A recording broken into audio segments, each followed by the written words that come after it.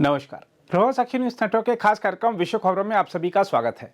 पूर्वी लंदन में एक भारतीय युवती की उसके पति द्वारा निर्ममता से की गई हत्या के मामले ने पूरे ब्रिटेन को झकझोर कर रख दिया है। ब्रिटिश संसद में इस घटना की निंदा की गई है और युवती के हत्यारे पति को पकड़ने के लिए सघन अभियान चलाया जा रहा है। हम आपको बता दें कि कुछ दिन पहले एक कार की डिक्की से महिला का शव बरामद होने के बाद मामले की जांच कर रही ब्रिटेन की पुलिस ने हत्या के संदेह में भारतीय मूल के उसके पति की तलाश और तेज कर दी है।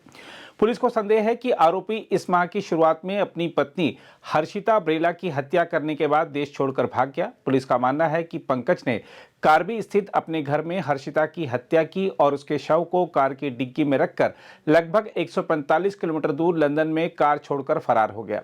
शुरुआती जांच से पता चला है कि हर्षिता घरेलू हिंसा का सामना कर रही थी। हर्षिता ने अपने पति पंकज लांबा के खिलाफ 28 दिन का घरेलू हिंसा संरक्षण आदेश हासिल किया था, लेकिन इस महीने नॉर्थहैम्पटनशायर के कार्बी स्थित उसके घर में हत्या किए जाने से पहले इसका नवीनीकरण नहीं कराया गया था। देखा जाए तो यह मामला देखकर विदेश में शादी कर बसने की योजना बनाने वाली लड़कियों को सावधान हो जाना चाहिए और वह जिसे अपना जीवन साथी बनाने जा रही हैं उसके बारे में पहले अच्छी पड़ताल करनी चाहिए। उधर नॉर्थहैम्पटनशायर पुलिस की ओर से मुख्य निरीक्षक पॉल कैश ने कहा है कि इस मामले पर 60 से अधिक जासूस काम कर रहे हैं और पुलिस ने आरोपी पंकज लांबा की तस्वीर जारी कर लोगों से किसी भी तरह की सूचना मिलने पर जानकारी देने की अपील की है। पॉल कैश ने कहा है कि पूछताछ के बाद हमें संदेह है कि हर्षिता की हत्या इस महीने की शुरुआत में उसके पति पंकज लांबा ने की थी। इस बीच महिला के परिजनों ने न्याय की गुहार लगाई है। ब्रेला की मां सुदेश कुमारी, पिता सतबीर ब्रेला और बहन सोनिया डबास ने हर्षिता की मौत के बारे में रोते हुए मीडिया से बात की थी। सतबीर ब्रेला ने कहा, मैं चाहता हूं कि मेरे दामाद को न्याय के कटघरे में लाएं और मेरी बेटी का शव स्वदेश लाया जाए। उन्होंने अपनी बेटी को एक सरल और गंभीर युवती बताया जो शिक्षिका बनना चाहती थी। हर्षिता ने पिछले साल लांबा से शादी की थी और अप्रैल में ब्रिटेन चली गई थी। सोनिया डबास के अनुसार उनकी बहन एक गोदाम में काम करती थी और पंकज लांबा लंदन में एक छात्र था। सोनिया डबास ने कहा उसने अपने पति की वजह से बहुत संघर्ष किया। सोनिया डबास ने कहा कि उन्होंने हर्षिता से कहा था कि वह नौकरी छोड़कर भारत वापस आ जाए। परिवार का कहना है कि उन्होंने आखिरी बार 10 नवंबर को हर्षिता से फोन पर बात की थी, जब उसने उन्हें बताया था कि उसने खाना बना लिया है और पंकज लांबा के घर आने का इंतजार कर रही है। उसके बाद अगले 2 दिनों तक हर्षिता का फोन बंद रहा। उसके बाद चिंतित परिवार ने 13 नवंबर को अपने जानने वाले कुछ लोगों से शिकायत दर्ज कराने को कहा। परिवार के अनुसार हर्षिता के पति ने शिकायत की थी कि वह समय पर खाना नहीं बनाती और वह अपनी मां से बहुत ज्यादा बात करती है। अगस्त के अंत में हर्षिता ने भारत में अपने पिता को फोन करके बताया था कि वह घर छोड़कर निकल गई है क्योंकि उसका पति मारपीट करता है। आइए देखते हैं क्या कह रहे हैं हर्षिता के परिजन। शुक्रवार को ये पता चला कि वो उसका मर्डर हो गया है और ये हमें थाने से पता चला। एम्बेसीज वालों ने कॉल किया होगा थाने में, तो उन्होंने पापा को पहले वेरीफाई किया, सिस्टर का नाम लेके मम्मी पापा बोले यस, तो उन्होंने बोला उसका मर्डर हो गया। तो पापा 2-3 मिनट के लिए तो सदमे में गई। फिर जैसे वो हुआ तो उन्होंने सबसे पहले कॉल उसके फूफा को किया कि मेरी बेटी का मर्डर कर दिया। तो उन्होंने कहा उनकी तरफ से ये नहीं, बस ये कहा था हमारा भी तो मिसिंग है, बस ना उन्होंने मेरे पापा के इस बात पे कोई शौक जाहिर किया। और जैसे ही वो मिसिंग थी उसका नेट बंद था, कॉल नहीं लग रहा था, स्विच ऑफ भी आ रहा था और दोनों बच्चों का आ रहा था। तो हम बहुत ज्यादा परेशान थे, बहुत ज्यादा, हम सोए भी नहीं। और वो लोग, उनको कोई टेंशन ही नहीं, उनके घर कोई शादी थी 14 को, कह रहे आ जाओ कोई बात नहीं, लग जाएगा फोन, क्या दिक्कत है।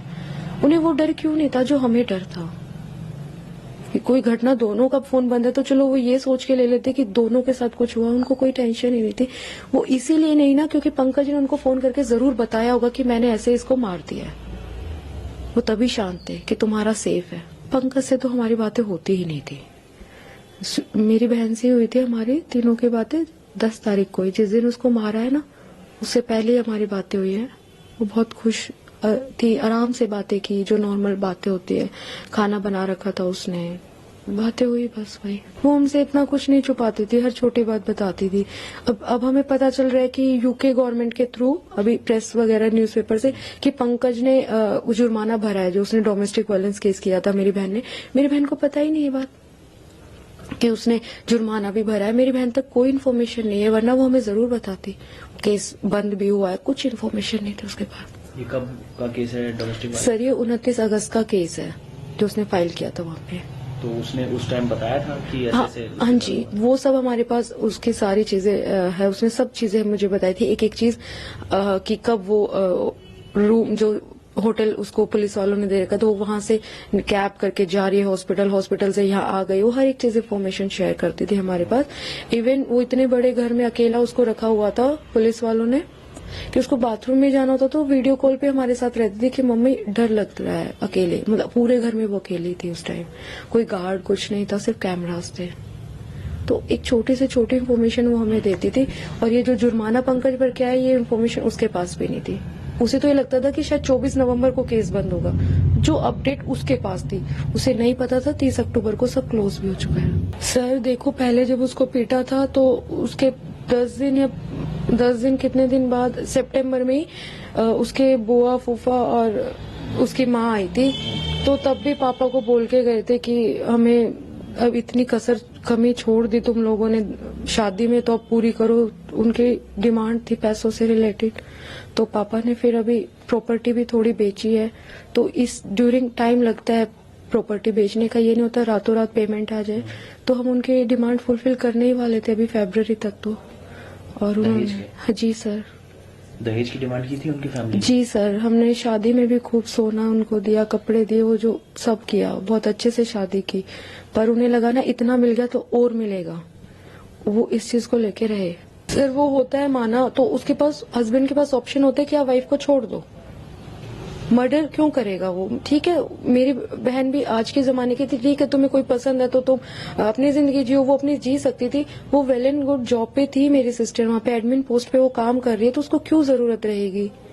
और क्यों कोई औरत एक ऐसे इंसान के साथ रहेगी जिसे कोई और पसंद है? जी सर, अरेंज मैरिज है इनकी, और 22 मार्च को भी शादी की थी इनकी हमने, और 30 अप्रैल को ये यूके पहुंच गई थी मेरी बहन। सर यही था कि हाँ वो बाहर पढ़ रहा है, तो ये है ना कि हमारी सोसाइटी में रहता है ना कि उसकी खाना वाना बना दे, थोड़ा उसको टेक केयर कर दे, और भाई पैसे कमा के देगी। सबसे बड़ा रीजन तो यही था ना, वो तो वहाँ पार्ट टाइम करेगा स्टूडेंट उससे, इसको तो एक्स्ट्रा जॉब कराता था, एक्स्ट्रा आवर पे जॉब कराता था, इसकी पे स्लिप भी वो चेक करता था, क्या इसने इतने घंटे काम किया, पूरा हिसाब रखता था इसका, पूरा बैंक होल्ड इसका रखता था, स्वीटी का, आई मीन हर्षिता का। वो उसके सारे ओटीपीज, सारा पिन, सारा डॉक्यूमेंट सब वो उसके होल्ड में था मेरी बहन का। इवन उस पे बैंक फ्रॉड भी लगाया था बैंक वालों ने यूके के, क्योंकि जब मेरी बहन के साथ डोमेस्टिक वायलेंस हुआ उसने पीछे से उसके पैसे निकाल लिए थे सारे। पंकज ने? हाँ जी, क्योंकि पंकज मेरी बहन की टैब यूज करता था, उसका फोन खराब था तो मेरी बहन ने टैब दे रखी थी उसको, तो उसमें ओटीपी आया होगा जो भी, और एकदम से मेरी बहन के पास 0 बैलेंस हो गया था, 5 रुपए शायद बचे होंगे बस, वो कुछ पैसों में चीजें होती बस, पूरा बैंक खाली कर दिया था। क्या करता पंकज वहाँ पर? पहले तो सिक्योरिटी गार्ड था, हमें तो ये बताया था कि कंपनी में बहुत अच्छी जॉब पे है, फेडेक्स या कुछ, पता चला तो सिक्योरिटी गार्ड था वहाँ नॉर्मल। चलो कोई नहीं, काम कोई छोटा बड़ा नहीं होता, पर ये डोमेस्टिक वायलेंस के बाद उसके इस काम को भी छुड़वा दिया गया होगा गवर्नमेंट के अकॉर्डिंग, रूल्स को तोड़ रहा था। उसके बाद वो पिज्जा डिलीवरी कर रहा था। और हर्षिता क्या कर रही थी? हर्षिता काफी अच्छे वेयर हाउस में एडमिन पोस्ट पर थी, कंप्यूटर वर्क उसका रहता था। सर यूके पुलिस से तो हम डे 1 से कह रहे हैं पहले तो हर्षिता को भेज दो, वो उसी में इतना डिले कर रहे हैं, ऑलरेडी आज 10 से 12 दिन हो गए हैं, अब वो और 10 से 12 दिन मांग रहे हैं, और जिसमें कि हम अपनी तरफ से सारे डॉक्यूमेंटल वर्क जल्दी से जल्दी कर रहे हैं, तो वो क्यों डिले कर रहे हैं मुझे समझ नहीं आ रहा।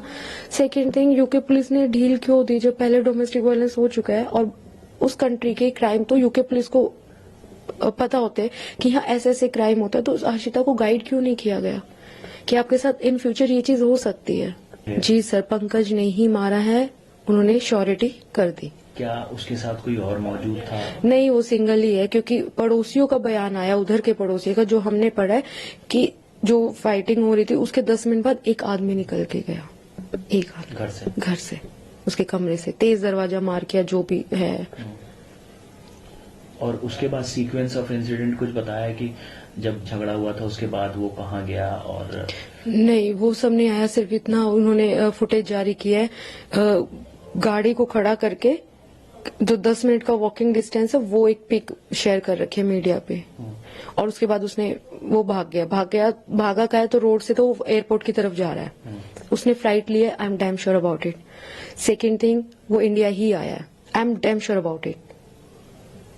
अब यहाँ की गवर्नमेंट क्या कर रही है, यूके पुलिस, इंटरपोल क्या है, इनका क्या कनेक्टिविटी है, वो हमें नहीं बता रहे। वो क्यों नहीं बोल रहे इंडिया वालों को कि पकड़ो, वो वहीं बैठा है, मुझे नहीं समझ आ रही चीज। और यहाँ की पुलिस केस नहीं ले रही है हमारा कि वो इंटरनेशनल भूमि पर ये सब हुआ है। तो हम तो यहाँ के सिटीजन है, हम क्या अब यूके थोड़ी जाएंगे? यूके वाले भगा देंगे तुम इंडिया आ जाओ, इंडिया वाले बोल रहे वहां मर्डर हुआ है, हम कहाँ जाए? तो आप क्या विदेश मंत्रालय जाने की तैयारी कर रहे हैं कुछ? सर हम तो मेल कर रहे हैं, सबको मेल किया है हमने, और विदेश मंत्रालय जाएंगे। अगर हमें कह रहा है, अगर कोई हमें ये गाइड करेगा कि वहां आपकी सुनवाई हो सकती है, तो हम वहां भी जाएंगे। पर ये समझ नहीं आ रहा, विदेश मंत्रालय एम्बेसी के थ्रू ही तो यहाँ पुलिस स्टेशन पे एप्लीकेशन आई होगी, किसका मर्डर हो गया, क्या उनके नॉलेज में ये बात नहीं है? ऑब्वियसली है ना। वहाँ जो इंडियन एम्बेसी के हैं अरुण सर जी, उनसे भी हमारी बातें हुई हैं, तो वो ये कह रहे जितना इन्फॉर्मेशन हमारे पास है हम वो आपको शेयर कर रहे हैं, दैट्स इट। सर मैंने भी उस पंकज की माँ को फोन किया था, शायद ध्यान नहीं, मंगलवार को या बुधवार को, कभी मैंने फोन नहीं किया, मैंने जिंदगी में पहली बार उनको फोन किया है। तो मैंने बोला ऐसे ऐसे उनके फोन नहीं मिल रहे, मेरी बहन मिल नहीं रही, कह रही दोनों ही तो मिसिंग है। मैं कहा मौसी पता चले तो बताइए, कोई फोन हो, कोई दोस्त हो। उसने एक बार भी नहीं किया तुम्हें कुछ पता चले तो बताना, उनका एक बार भी ये वर्ड नहीं आया। वो एकदम चिल। मैंने फोन काट के अपने हस्बैंड को बोले इतने शांत कैसे बैठ सकते हैं, हमारी नींदें उड़ी हुई है। तो उसने पक्का मर्डर करके अपने घर वालों को फोन किया है, और उसके फूफा जी इस चीज में उसकी पूरी हेल्प कर रहे हैं। फूफा जी से बातचीत आप बता रहे थे, क्या बोला उन्होंने? मैंने बताया ना कि मामा ने फोन किया था बाद में कि हमारी का ऐसे ऐसे मर्डर, उन्होंने कहा तुम्हारी आ तो रही है, ऐसे लाश आई कोई माँ बाप नहीं चाहता, और हमारा तो मिसिंग है, तो फिर तुम क्यों नहीं भाग दौड़ कर रहे, क्यों नहीं हमारे पास आ रहे? अगर तुम्हारा बेकसूर है तब तक तो यूके गवर्नमेंट ने बोला भी नहीं था, तो वो एक बार भी वहां से कोई हमारे पास नहीं आया। उनकी घर की बहू लगती थी। अच्छा, हर्षिता के बिहेवियर के बारे में बताइए, कैसा आपका था? आपकी छोटी बहन थी। सर वो मेरे से बिल्कुल अपोजिट है, हम दोनों एकदम एक दूसरे के अपोजिट है। वो बहुत शांत है, बहुत बोली है, वो बातों में बहुत जल्दी आ जाती है, और वो बहुत जल्दी ट्रस्ट कर लेती है। वो सोचती है अगर मैं पॉजिटिव हूँ तो भगवान मेरे साथ पॉजिटिव करेगा। वो उसकी ये सोचती है, उसका ये था कि मैं आदर्श बहू बनूं जहाँ, और अच्छी पत्नी बनूं। कोई बात नहीं, अगर मैं चीजों को इग्नोर करूंगी, चुप रहूंगी, तो चीजें अच्छी हो जाएंगी। उसका ये सोच रहती थी, और बहुत हार्ड वर्कर थी, बहुत ज्यादा। बर्थडे भी आने वाला था, वो बहुत एक्साइटेड थी अपने जन्मदिन को लेकर। क्रिसमस डे को उसका बर्थडे आता है, तो वो सोच रही थी इस बार पूरा यूके मेरा बर्थडे मनाएगा। बहुत ज्यादा एक्साइटेड थी, और वो ये बर्थडे नहीं मना पाएगी। वो ना बहुत छोटी उम्र में उसके साथ ये हादसा हुआ। उसके बहुत सपने थे जो अब मेरे दिमाग में हैं, वो बातें वो सब मैं अपने दिमाग में लेके जी रही हूँ। उसके वो सारे सपने मैं कैसे पूरे करूँ, अब वो रही नहीं तो।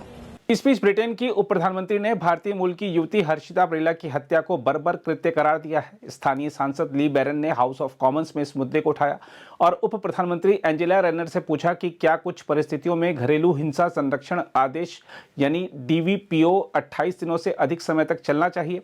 हम आपको बता दें कि डीवीपीओ अदालत के आदेश होते हैं जो घरेलू हिंसा के अपराधी को अपने घर लौटने या पीड़ित के साथ संपर्क करने से प्रतिबंधित करते हैं। ली बैरन ने कहा इस दुखद हत्या ने एक समुदाय को स्तब्ध करने के साथ उसे भयभीत कर दिया है और पुलिस द्वारा इसकी जांच की जा रही है। हर्षिता को 28 दिनों तक चलने वाले घरेलू हिंसा संरक्षण आदेश द्वारा संरक्षित किया गया था, लेकिन इसका नवीनीकरण नहीं कराया गया। अपने जवाब में एंजेला रेनर ने कहा कि सरकार महिलाओं और लड़कियों के खिलाफ हिंसा को आधा करने के लिए प्रतिबद्ध है। उन्होंने कहा भयावह परिस्थितियों में मेरी संवेदनाएं हर्षिता के परिवार के साथ हैं, जहां हर्षिता को संरक्षित किया जाना चाहिए था और उसे संरक्षित महसूस कराया जाना चाहिए था। उम्मीद है कि सदन में हम अपना काम करना जारी रखेंगे ताकि यह सुनिश्चित किया जा सके कि हम हर्षिता द्वारा सामना की गई परिस्थितियों को समाप्त कर सकें। हम इस तरह के बर्बर कृत्य को रोक सकते हैं। दूसरी ओर हर्षिता बरेला की हत्या की जांच नॉर्थम्प्टन में शुरू की गई और 21 मई 2025 तक के लिए स्थगित कर दी गई। उसके 23 वर्षीय पति पंकज लांबा की अंतर्राष्ट्रीय स्तर पर तलाश जारी है। जांच से जुड़ी सुनवाई के दौरान हर्षिता की मौत का अनंतिम कारण हाथ से गला घोंटा जाना बताया जा रहा है। पुलिस ने सीसीटीवी में रिकॉर्ड वीडियो के आधार पर लांबा की तस्वीरों की एक श्रृंखला जारी की है। पंकज पर संदेह है कि उसने 10 नवंबर को कार्बी स्थित अपने घर में पत्नी की हत्या की और फिर उसके शव को लगभग 145 किलोमीटर दूर लंदन ले गया और कार छोड़कर देश से भाग गया। अगर आप भी लेना चाहते हैं देश दुनिया की तमाम जानकारी तो आज ही सब्सक्राइब करें हमारे चैनल को। साथ ही नीचे दिए बेल आइकन को जरूर दबाएं ताकि हर अपडेट आप तक पहुंच सके।